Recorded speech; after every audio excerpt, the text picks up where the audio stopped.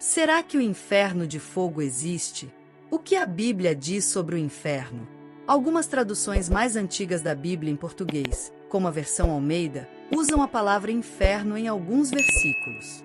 Em Salmo 16, 10 e Atos 2, 27, como mostra a ilustração religiosa no início deste artigo, muitas pessoas acreditam que o inferno é um lugar de fogo eterno, onde os maus são punidos. Mas será que é isso que a Bíblia ensina? Vamos ver nesse artigo as seguintes perguntas e suas respostas. O inferno é um lugar de tormento eterno? Não. Muitas Bíblias mais antigas traduzem como inferno as palavras originais Seol, do hebraico, e Hades, do grego. Essas palavras se referem basicamente à sepultura, que é um lugar simbólico onde estão os mortos em geral. A Bíblia mostra que as pessoas que estão na sepultura deixaram de existir. Os mortos estão inconscientes, por isso não sentem dor. Não haverá trabalho, nem raciocínio, nem sabedoria, nem conhecimento no inferno, conforme Eclesiastes 9, 10, versão Douay-Rheims, em inglês. O inferno não é um lugar cheio de pessoas gritando de dor. Na verdade, a Bíblia diz que os maus sejam envergonhados, que sejam silenciados na sepultura no inferno. Tradução da CNBB 31, 18. Deus determinou que a punição pelo pecado é a morte, não o tormento no inferno de fogo.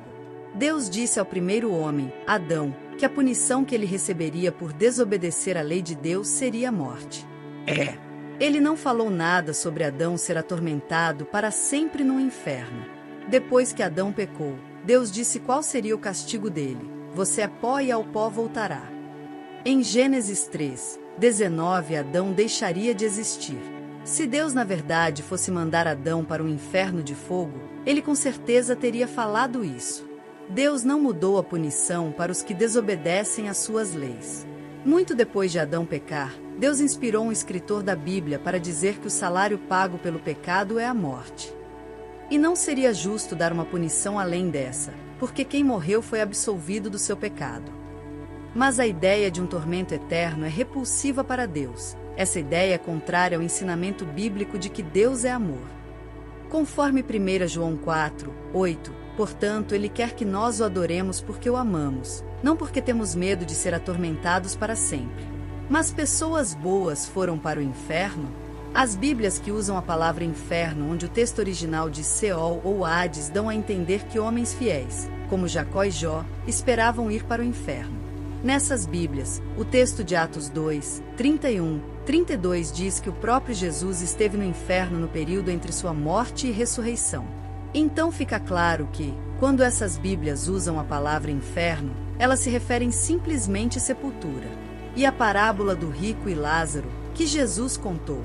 Essa parábola está registrada em Lucas 16,19 e 31. Parábolas são histórias que servem para ensinar lições morais e mostrar o ponto de vista de Deus sobre os assuntos.